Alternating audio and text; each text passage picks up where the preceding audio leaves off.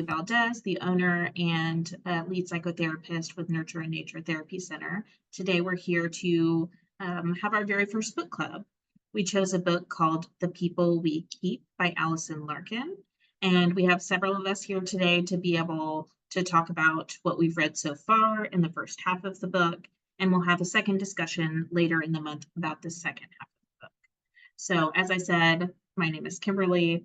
I am the owner of Nurture and Nature Therapy. And so far in my reading of the book, if I had to label it on a scale of 1 to 10, 1 being worst book I've ever read, 10 being my favorite book in the universe, I think so far I'm probably about an 8. So I would love to start with Kristen in the top left-hand part of the screen and learn a little bit about her and what's your number for your first impressions of the book. Hi, I am Kristen Cleveland. I am the client care coordinator here at Nurture and Nature Therapy. I would say on a scale of 1 to 10, I'm probably, because I read ahead, I'm probably a 9. Okay. I'm probably a 9. All right, I love it. We're going Brady Bunch below you to Erin. Hi, I'm Erin. I'm one of the clinicians here at Nurture and Nature. I would rate this book probably at around an 8.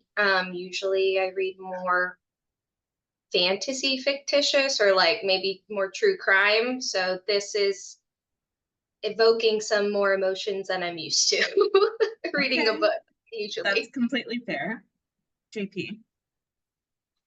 I'm JP, and I'm one of the clinicians here and also working business development for the practice. So far I'm a solid like 7 3/4. Okay. Yeah, I mean, there's a lot of it's relatable in really familiar ways to my own story as a musician, somebody who sort of used that as a path out. So a lot of that mirrors my own experience, very relatable to me as well. And I love the way that the story is written, the character development is done in a way that really makes it I'm able to connect easily with the people in the story too. And I appreciate that a lot. Okay. Heather.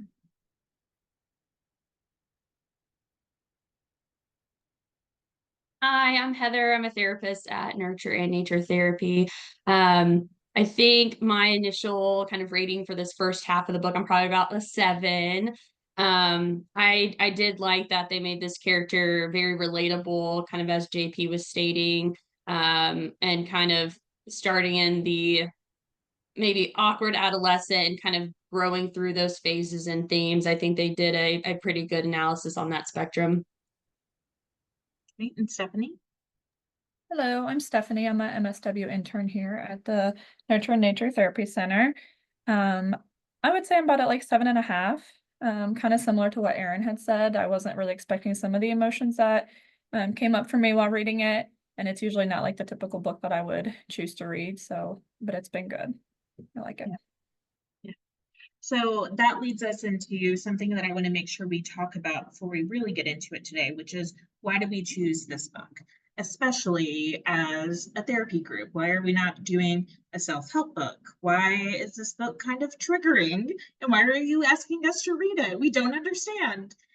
So something really important that I loved about this book and why it was a suggestion of mine that luckily everyone else was up for, is that primarily this book is about post-traumatic growth.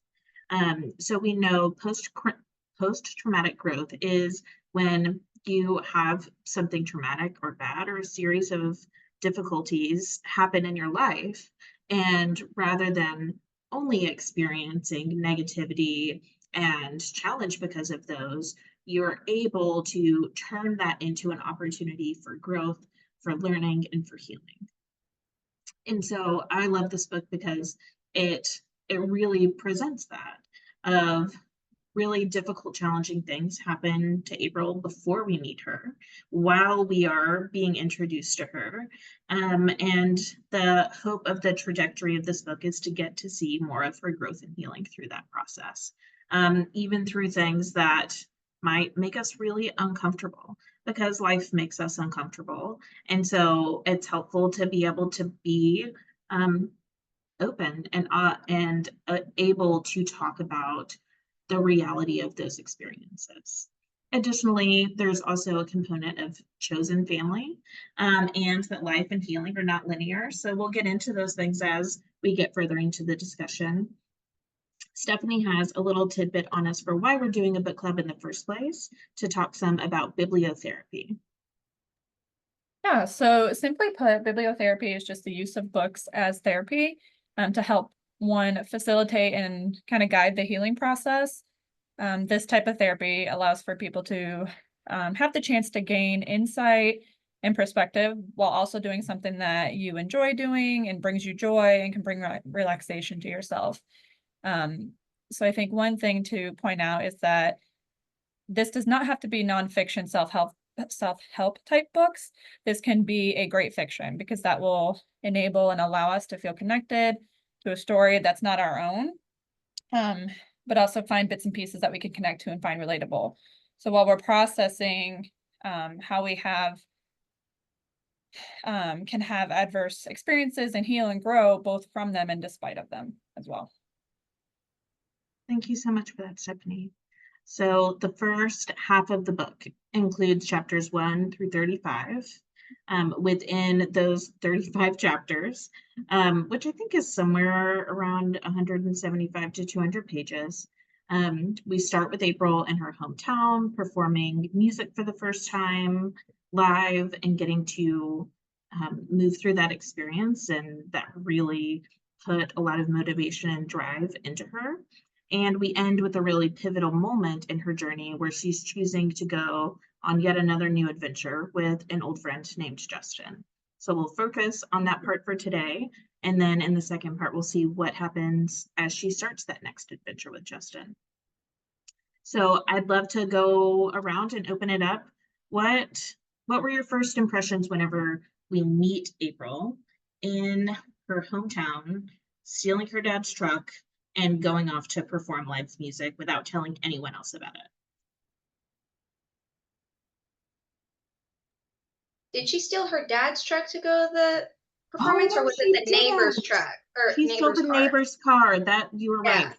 She She stole steals the her dad's truck truck to later. go grocery shopping and get all that food, Yes, a and lot then of go car have sex with stealing the boyfriend. happening.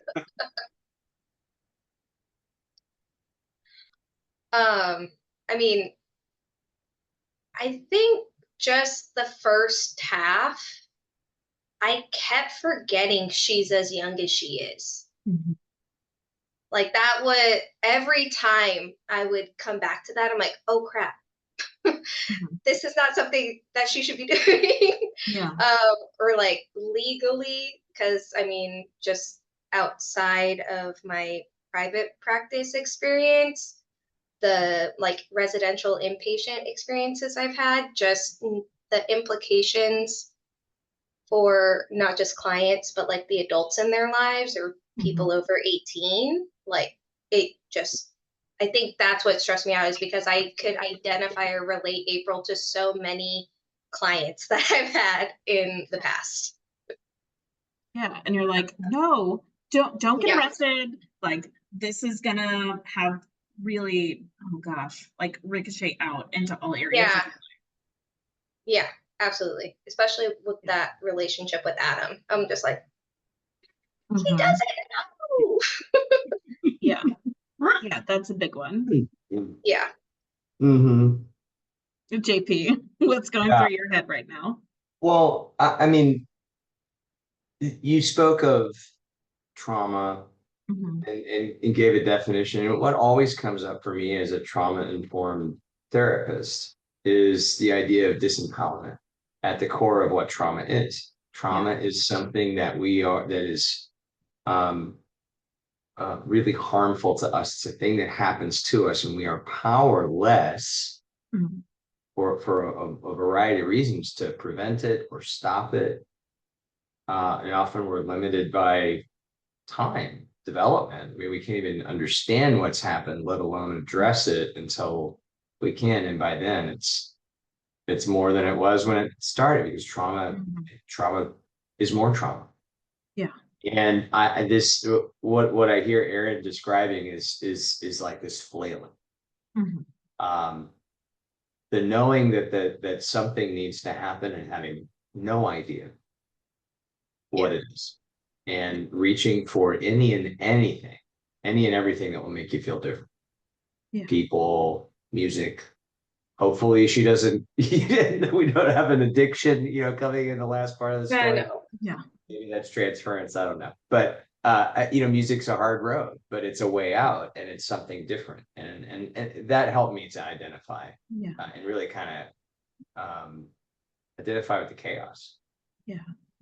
My mom and therapist sides were both coming out, and throughout the whole book, but especially in the beginning where I'm like, can somebody please help her, protect her? Like, I there are so many points where somebody intervening could have really changed things for her. And I just want to like put her in a bubble and say, you're only 16. Let's like you need more support right now. And instead Yeah. she's more alone in so many different points. Yeah, there's also that piece of like, there's only so much the adults outside of her actual parents can do. Yeah. Like Margot, she was there for her in every way that she could be, but at the end of the day, like, she's not her mom. And so legally, dad can do whatever he wants. And he did, like moving out and away from her. And so there's that, I guess, it's a kind of separation or loss where it's just like space. And technically Margot's still in the picture, but it's not what it used to be.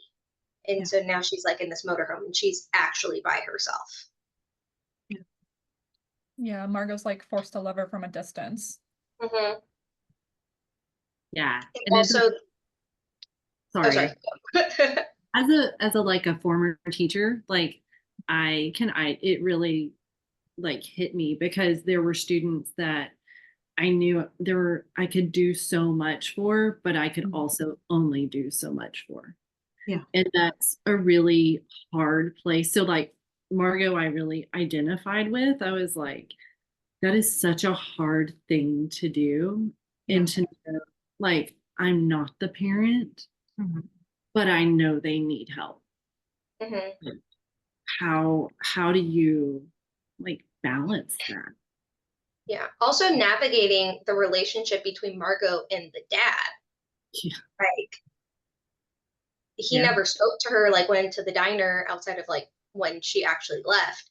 Like, she has to be really careful of that because it's like, hey, we're already not super great. Like, in order to still be in this child's life and offer her at the minimum support that I'm able to give her at this point in time, in order to be able to do that, like, I feel like Margot would have had to really put her own feelings or whatever towards dad and whatnot aside and bite her tongue a lot so that she can still be in April's life, which that hit home for me of like all the adults that were in my life. And it's like, my dad wasn't always the greatest, but they bit their tongue so that they could still be in my life. And just the sacrifice, emotional sacrifice that takes, like, that's a lot. Other And I like impressions? Go ahead, Heather. Yeah, kind of what, Erin was talking about too with Margot, I think kind of in her own like emotional regulation state and kind of staying within her role, but still trying to be there to be supportive as much as she can. I think that was notable because I think maybe in the themes or experience that I've kind of either been in or worked through with clients, there's, a typical maybe adult or like friend that wants to help and rescue. So I thought that was interesting, kind of a twist on the book. Because in my own theme of my life, I'm the rescuer. I'm like, I want to go save this person and help them and do all of the things. So it was interesting that they made kind of this other very prominent character just be there to ride through those waves with her. So I like that they, gave her that unique traits as a character and going back to just like her precociousness in general, you know, I kept having to remind myself too of her age. And I'm like, okay, still 16. Wow, this is so much to experience all at one time. And I like too what JP was saying, as well as, you know, the beginning of maybe life experiences being kind of born into trauma and born into chaos, and creating that pattern of almost like comfort, but not knowing that that comfortableness is the trauma pattern, and we're seeking connection, maybe the external connection that's not maybe as healthy as someone else might see. So yeah, lots of different patterns. But I liked how they thoroughly went into each of those. I So- thought it, Oh, go ahead, Kristen. no, I'm sorry. I thought it was really interesting. And I am not a therapist. I'm just a reader. So I thought it was really interesting, like, as somebody who is a 16-year-old girl, to like be so aware and like know that she just had to leave, like, really hit me. I was like, oh my gosh, when I was 16, like, I was still like this kid, but to me, she's so self-aware and she's so mature that she knows, like, hey, he just sat here and just destroyed everything that means anything to me. Like, I got so mad at that. Oh my Yeah. goodness, I want to throw my book. She got herself out of a place that was insanely unsafe for her, emotionally and physically. yeah. Yeah, which brings us into one of the first themes of the book, which is April surviving and utilizing her survival mechanisms. So what do we think are some really of April's strengths, some of the positive, helpful survival mechanisms she has used, and then what are some of the more toxic, unhealthy ways that she had to learn how to survive? I have an answer, and it's kind of both at the same time. It is, you know, often when people come from traumatic systems, more complex kind of traumas that aren't just cute and moment, you know, based in a moment of something awful that happens. We hear about people's responses, neurological responses to danger, fight, flight, freeze, spawn, all those things. And we've got a 16-year-old who's precocious and charismatic, so much so that we forget sometimes that it's a teenager. And I think that often we see those kind of personalities develop as a response, but also as she's transitioning out of that system into this sort of void, all she knows is she can't stay. And so then she moves into this big void of uncertainty where she's like, I have no idea what to do. But she needs to cultivate family of choice, which we've referenced in the discussion too. And I think that sort of personality type, that archetype that it often does develop out of trauma, is something that actually it will help attract people. So her as an individual, and then she has the opportunity for validation when she's individuating, and to understand that she's worth being in a family system with, and have those affirmations and confirmations along with too. Yeah. Hyper independence is one way that I would state that. Hyper independence over self-reliance, and certainly a theme of resilience, but partially resilient through avoidance and flight. Yeah, it reminds me of like when people tell younger people like, oh, you're so like wise for your age, or you're so I even know sometimes like the funniest people have been through the most messed up stuff.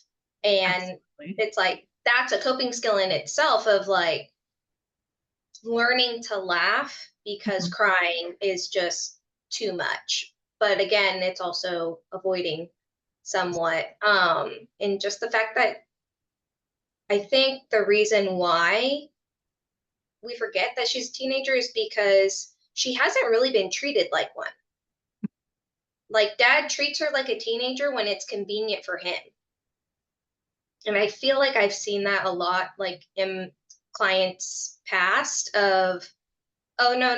When I want to do what I want to do, like you're old enough to be on your own 80% of the time, but 20% of the time when it starts impacting me, I'm going to be the parent now. And just that inconsistency can also like trigger the fight or flight. And I think it just speaks more so to the desperation of like, the fact that she didn't know what she was going to do and left anyways. Yeah. Like that to me was huge. And like her living on the campsite for like a few days and everything. I think the ability to remember everything that like Margot told her, like in the campsite, and when Adam like first came into the picture, and she's just like remembering all the things she told her, but also like, how can I differentiate somebody when like they're being nice? Yeah. Like, can I actually trust them or not? Because you like two lessons contradicted each other. And I think that's moments like that is when I remember I'm like, oh yeah, you're still just 16. Like, yes, you having should to be. learn how to actually trust. Yeah, Not just like have this information come in and have an adult help her filter it, but she has this information and then she's having to filter it for the first time by herself. Yeah, and one of the things that I noticed early on is like she just hides a lot of stuff. Like little things. It can be little things, but then those little things can turn into big things.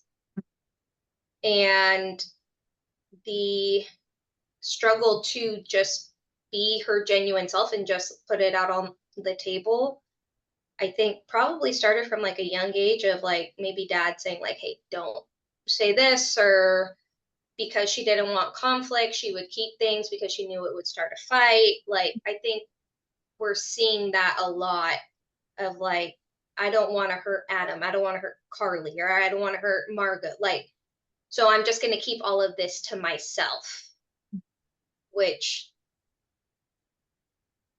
the analogy I use with clients is like a soda bottle. When you put a Mento in it, it explodes. So like imagine like you're the soda bottle, there's a plate and then there's a tube, and like everything you keep in, like you're just adding a Mento. And at some point that tube's going to get full and that plate has to move because you need to create more space, and then it's just going to be a big old mess. Yeah. So like dealing with each thing when it comes, or at least like a couple things when it's safe to process it, is better. But yeah.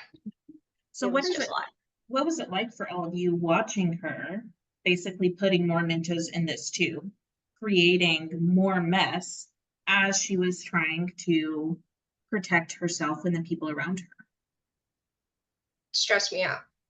Yeah. It does. There's also the context in which, because look, as was stated earlier, this is not a book that I would have chosen for myself either. If I'm just roaming the aisles at Barnes and Noble, right? You know, probably not my go-to pick. And so there's a certain spirit in which I'm reading this book, and I'm reading it as a therapist, and I'm also reading it as somebody in recovery. And I'm an alcoholic. And I'm a sober alcoholic, and it has its own journey, right? But one of the things that is 99.9% of the time in my experience treating those things, one of the things that is crucial for the experience of the person who needs to recover is that they are allowed they're allowed to experience themselves and their lives in earnest. And really another way to say that is they have to have full access to their consequences. Yeah. And those are the things that are catalysts that compel shifts in perspective, shifts in understanding, and then ultimately shifts in willingness to do things differently. But look, if you come from a system that doesn't provide you that valuable data and you don't know how to get it otherwise, it's going to happen naturally, and it's just going to be more painful and bumpy than most people's journey is. And so I was kind of rooting for her in this too. I was like, boy, that's not going to go very well. Yeah, that's that's a bad decision, right? Uh-huh. But and then there's the parent part of me too. And part of the parent philosophy that I try and hold that is counterintuitive to my need to try and control frickin' everything and be, that like, I am responsible for how my child grows. It's not true, right? It's not true. We have to release ourselves from that because it's balderdash. Mhm. I wanted to protect. I wanted also to be more of a friend of mine referred to it this way. Try and be more of a sportscaster than a referee as a parent. Yeah. It's really a simple metaphor, but man, it's a jarring shift in the perspective that's kind of core to the neuroses of parenting. Give them room. You got to give them room. This is the thing, this very thing, as sort of a family system, we're all rooting for this kid. Yeah. We're all rallied around her. I mean, it's a metaphor in and of itself, but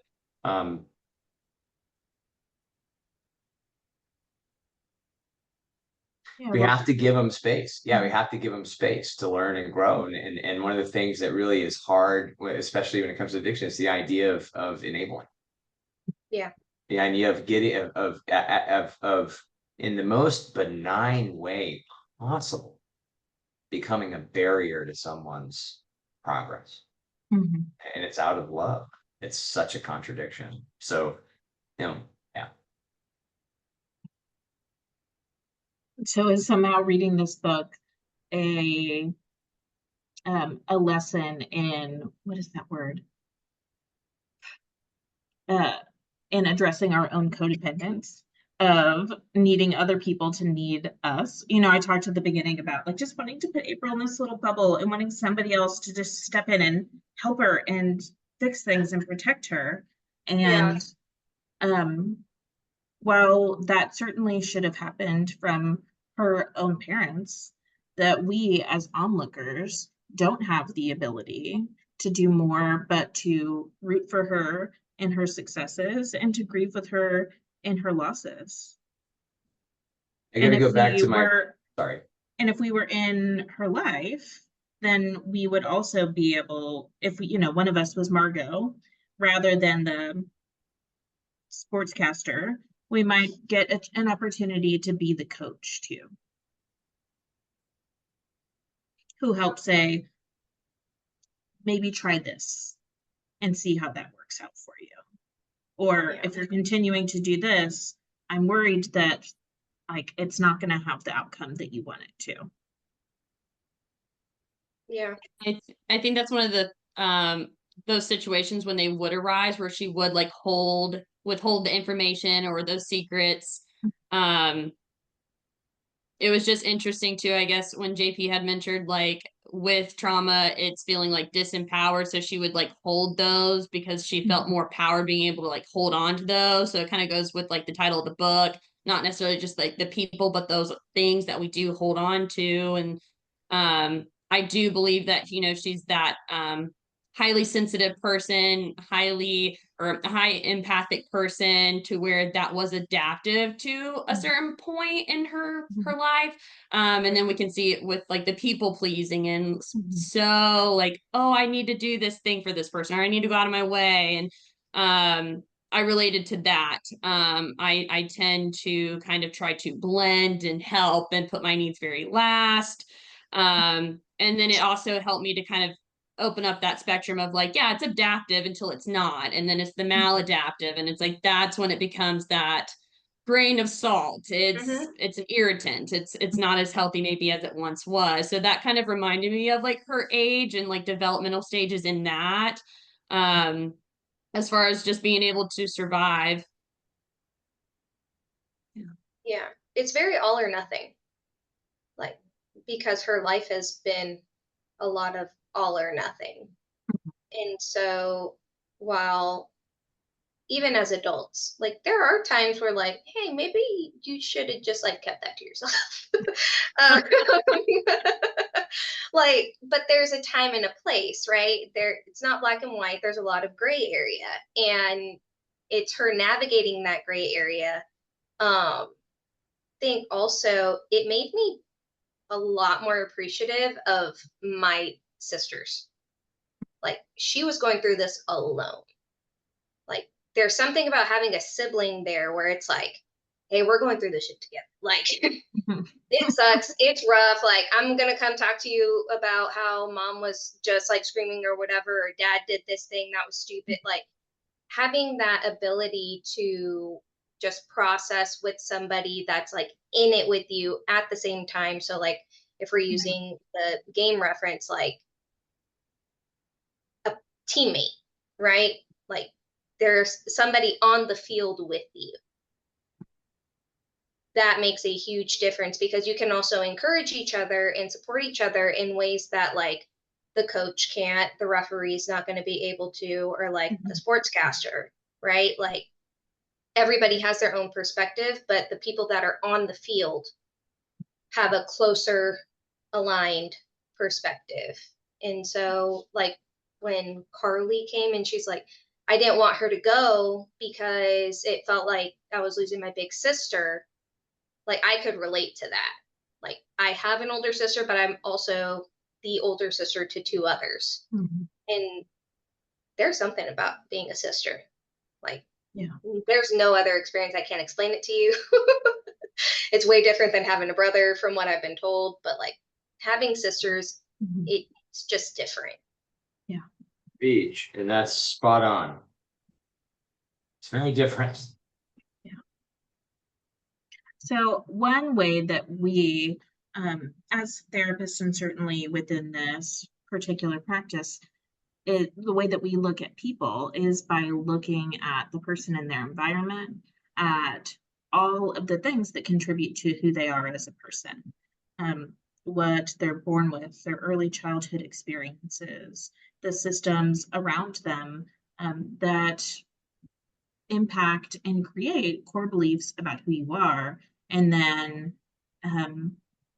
and then further impact how you behave, how you interact with other people, and then how you take those core beliefs into your life as you're growing and changing.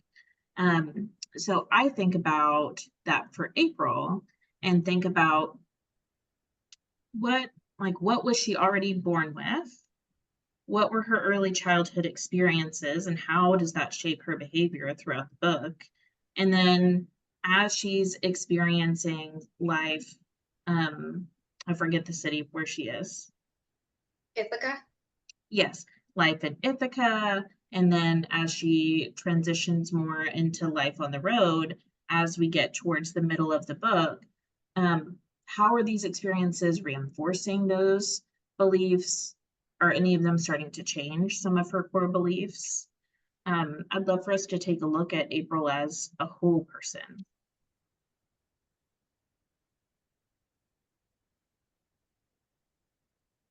So I asked way too many questions in one. Let's start by looking at her family of origin. So her mom, her dad. What do we think that she got from them, for better or for worse? I think to a certain point, she saw what a like healthy, loving marriage looked like. It didn't last very long, but like there was a period in time where she saw her parents love each other and talk about how they met and like, well, Jesus was a carpenter, so like good enough for me. Like, all of those little things, there is something healthy there.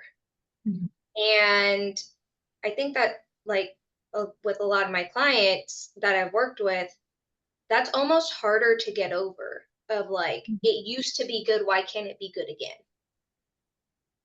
And I mean, I kind of view it, I thinking a lot of like analogies and pictures, and so I just like picture a house, Mhm. and yeah, a wall that you didn't want to be there now has become a load-bearing wall, and we're going to have to put in a lot of time and money to not only take that wall out, but put in reinforcements like coping skills and therapy, or all these different things to reinforce this new beam that we're going to put in place so that that wall isn't preventing us from getting to the other room.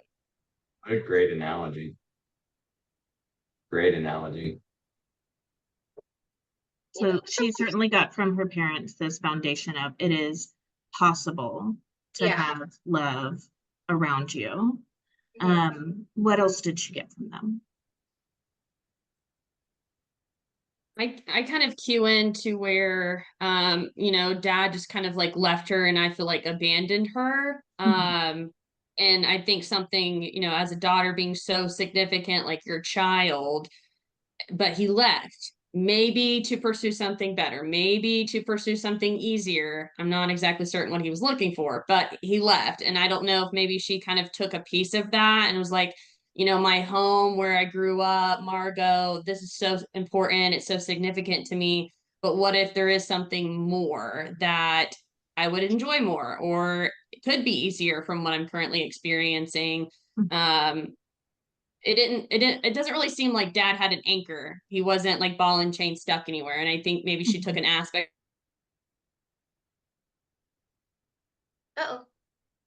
No, Frozen. Zoom does it to us again.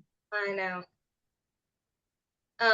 To go off of that, I think she learned from both of her parents, like, to avoid and run away.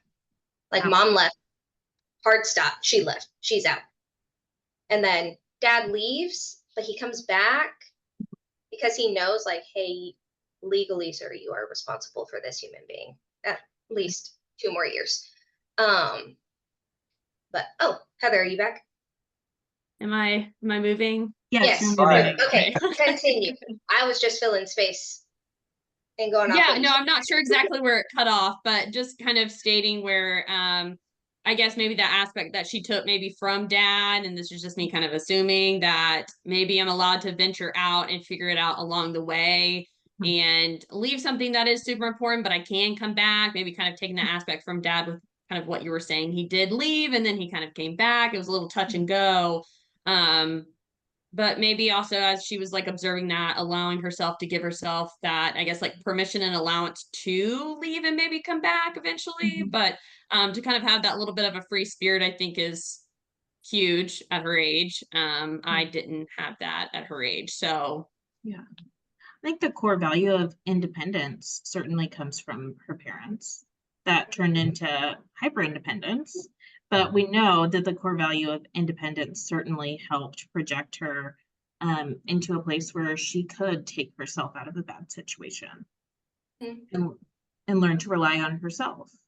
Oh, there's freedom. There's freedom in that. Freedom to move. And I mean, this is the thing that compels a lot of people to stay stuck in things and attached to things that are absolutely malignant for them, toxic beyond toxic. Yeah. The idea that they have to stay stuck to it. Yeah. And I think about too, like, as a girl and having a girl, a daughter, I think about, I was the oldest child, the only daughter, the only granddaughter. And so like I was always very headstrong and very independent. And I see a lot of that in my daughter as well. And sometimes it makes me a little worried. But I also wonder, like, because she was like the oldest, she was the only child. I mean, I don't really consider Irene's, son. I don't, so I thought about that as well. I just thought that was kind of interesting. And I was like, oh gosh. Yeah. Two other things. One, I think a big gift that she got from her parents was a love of music. and her musical ability, which she certainly got from her dad. Mhm. The like strength and confidence to be able to perform, she Mhm. was able to get from them. Um, and then that brings me kind of into a next thing that influences how we develop and the level of strength through challenges that we experience is the environment that she grew up in a small town in a rural area. What were the expectations of her?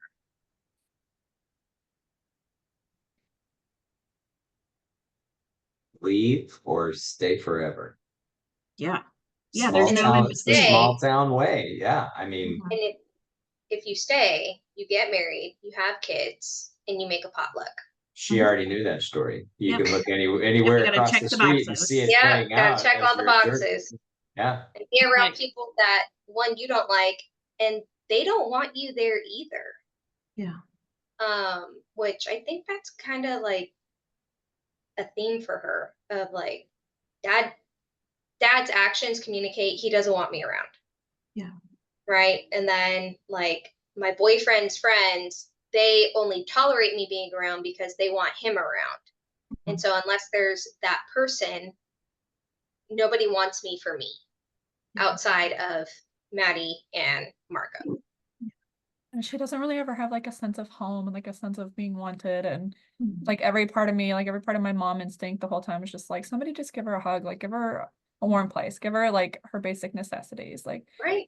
she just doesn't have that sense of like home and like being grounded anywhere. Yeah. It's The Maslow. bar I is mean, on the floor.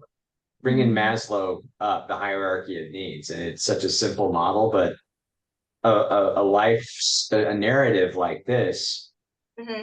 one of the tragedies and simultaneous gifts of it is that it really puts somebody in a position to like it moves them up the hierarchy of needs.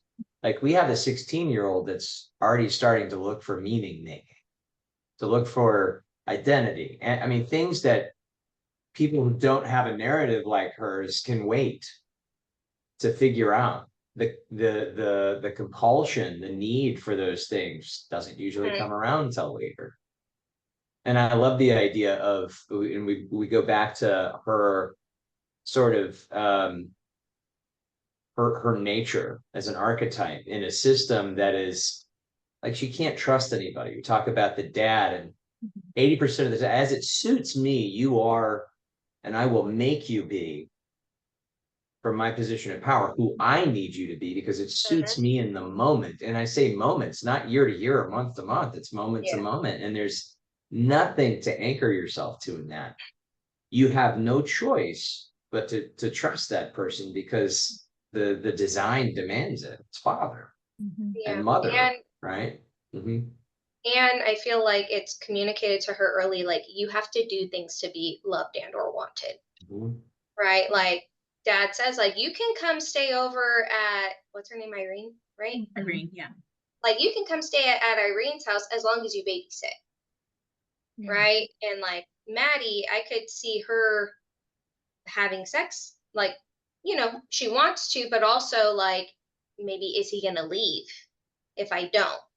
Yeah. Right. And then you see it also with Adam of like, oh, he's being nice to me, he's offering his sofa, like he must want me, or I need to give him something. Like Yeah. I feel like that was communicated to her early on as well. Yeah. Yeah. That core Comes with belief the of cost. love and safety are Mhm. transactional. Mm-hmm. That's where transactional. Yeah. So how do things, and as we're starting to run out of time here a little bit, how do things start to change for her as she begins her life in Ithaca? And what stays the same?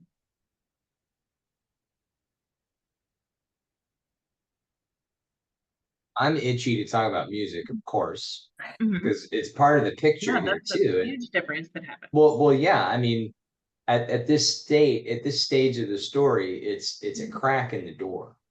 Yeah. Mhm. There's some light there for her, and I think that she's starting to understand the value of music as a language even though it's a hobby at this point, something she likes to do.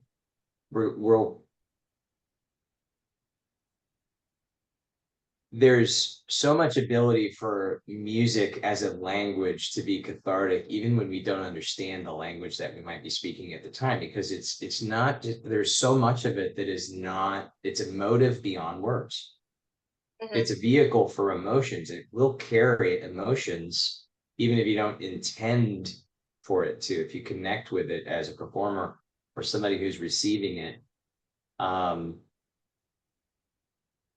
somebody who comes from a system that didn't provide a lot of tools, she has the opportunity to, she's stumbling onto something that she knows will be valuable. She'll pick it up and learn to use it and experience it in that way. And I'm excited to see how that kind of opens up to story. Yeah. And she gets so much validation from people when she is performing. Like, I feel like that's where she got so much, like, people telling her, like, hey, you're so talented. You know, people, you know how sometimes you don't always see what your gifts are.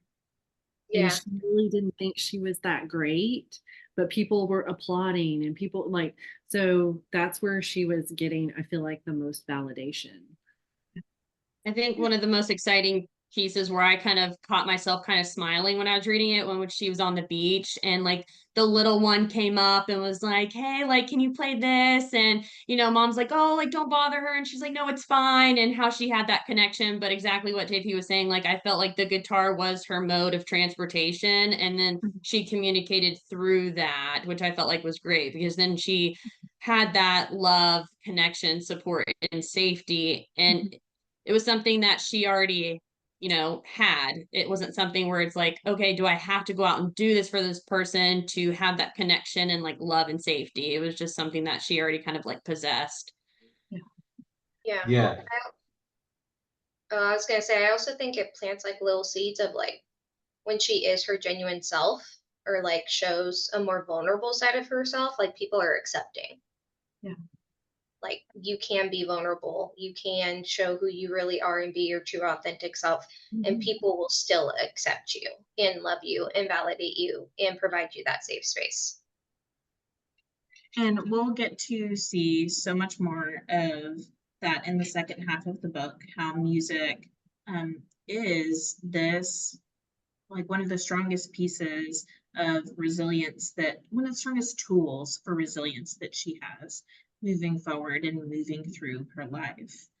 So I'm excited to get to keep talking about that next time. I know you were itching to talk about it more today, JP, and there's just so much in this book that we could make hours long videos, but that would who would watch that? But I want to thank everyone for joining us today to be able to begin the discussion on the people we keep, and we will be back in a couple of weeks, continuing and finishing up that discussion and seeing how April's story turns out in the context of the book. So thank you all so much for being here, and we'll see you in a few weeks. Take care. Bye. Hi.